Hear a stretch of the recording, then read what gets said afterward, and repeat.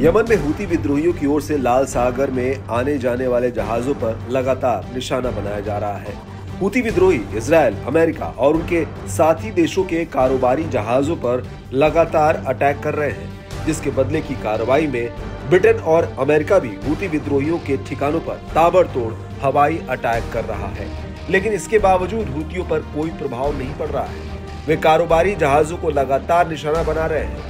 वहीं एक बार फिर अदन की खाड़ी में बीते शुक्रवार को एक पोत के निकट विस्फोट होने की खबर सामने आई है।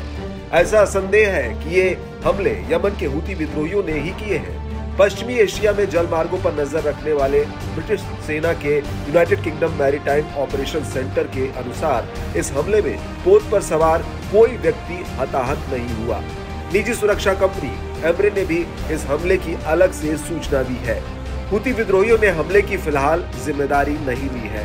इससे पहले हूती विद्रोहियों ने बुधवार को अदन की खाड़ी में एक कार्गो शिप पर मिसाइल हमले किए थे, जिसमें चालक दल के 3 सदस्यों की मौत हो गई थी और जिंदा बचे लोगों को जहाज छोड़कर जाने के लिए मजबूर होना पड़ा था। मिली जानकारी के मुताबिक हूती विद्रोहियों के मिसाइल अटैक में कारोबारी जहाज के चालक दल के 2 सदस्यों की मौके पर ही मौत हो गई थी। गाजा में हमास के खिलाफ इजराइल के युद्ध छेड़ने के बाद ये हूती विद्रोहियों का पहला हमला है, जिसमें लोगों की जान गई है।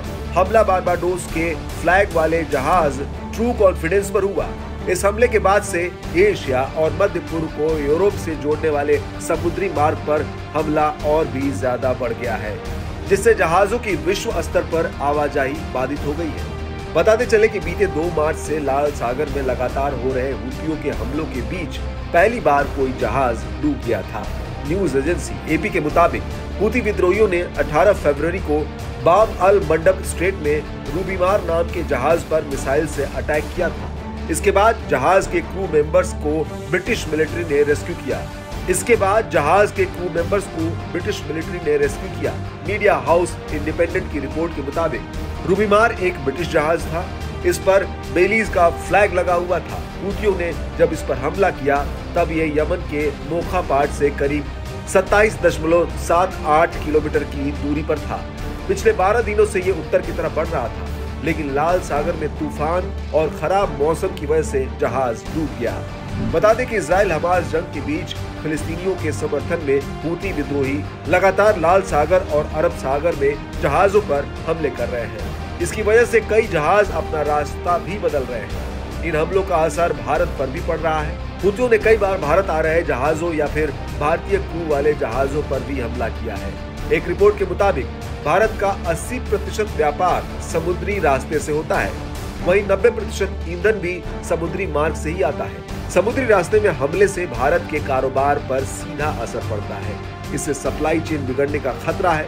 हूतियों से निपटने के लिए अमेरिका ने करीब 10 देशों के साथ मिलकर एक गठबंधन भी बनाया है, जो लाल सागर में हूतियों को रोकने और कार्गो शिप्स को हमले से बचाने का काम कर रहा है।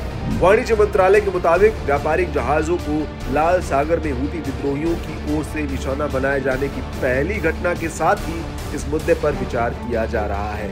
मंत्रालय इस मसले के हर एक पहलू पर निगाह बनाए हुए है।